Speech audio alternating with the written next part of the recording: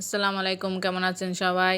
আজকে আমি আরেকটা নতুন রান্না নিয়ে আসলাম আপনাদের জন্য। আজকে আমি ডিম দিয়ে টমেটো ভাজি করলাম, তো আপনাদের সাথে শেয়ার করলাম। এই ডিম দিয়ে টমেটো ভাজিটা গরম ভাতের সাথে খেতে অসম্ভব মজা, খেতে অনেক ভালো লাগে। তো আজকে আমি এটা আপনার ভিডিওটা শেয়ার করব। তো আমি রান্নার জন্য আমি লাল টমেটো নিলাম। এখন তো এগুলাকে আমি কুচি করে কেটে নিলাম, সাথে ডিম ভেঙে নিলাম একটা।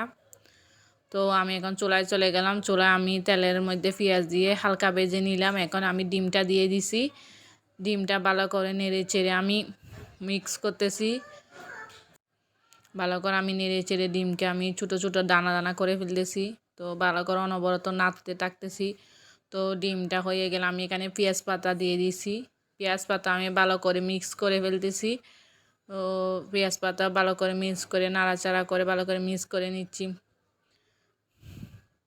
এখন আমি এখানে হলুদের গুঁড়া দিয়ে দিব সামান্য।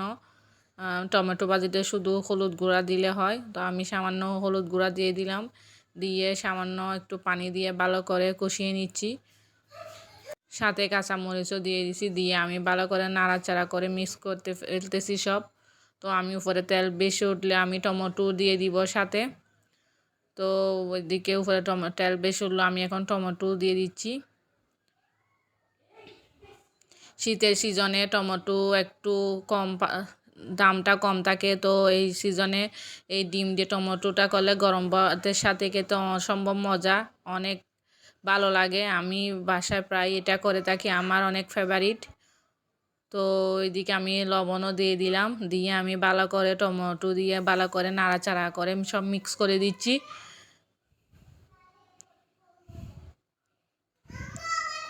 তো আমি ডাকনা দিয়ে ডেকে দিলাম আবার। তো টমেটো থেকে পানি বের হয়ে গেল। আমি আবারও ভালো করে নেড়ে চেড়ে দিচ্ছি সব নেড়ে চেড়ে দিয়ে আমি আবার আর একটু ডাকনা দিয়েছি যাতে টমেটো আর একটু সিদ্ধ হয়ে যায়।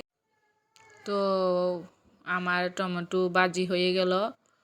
দেখতে অনেক সুন্দর লাগতেছে, এটা একটা অনেক লোভনীয়, ভাতের সাথে টক টক খেতে অনেক ভালো লাগে। তো এই তো আমার রান্না। আমি এখন ডাকনা না দিয়েই টমেটোর পানিটা, যেগুলো পানি বের হয়েছে ওগুলো শুকিয়ে ফেললাম। তো এই তো আমার রান্না হয়ে গেল। দেখতে অনেক সুন্দর লাগতেছে, খেতেও দারুণ। এই শীতকালে টমেটোর একটু দাম কম থাকে, তখন এটা বাসায় করলে অনেক ভাত খাওয়া যায়। তো আজকের মতো এখানে, আসসালামু আলাইকুম।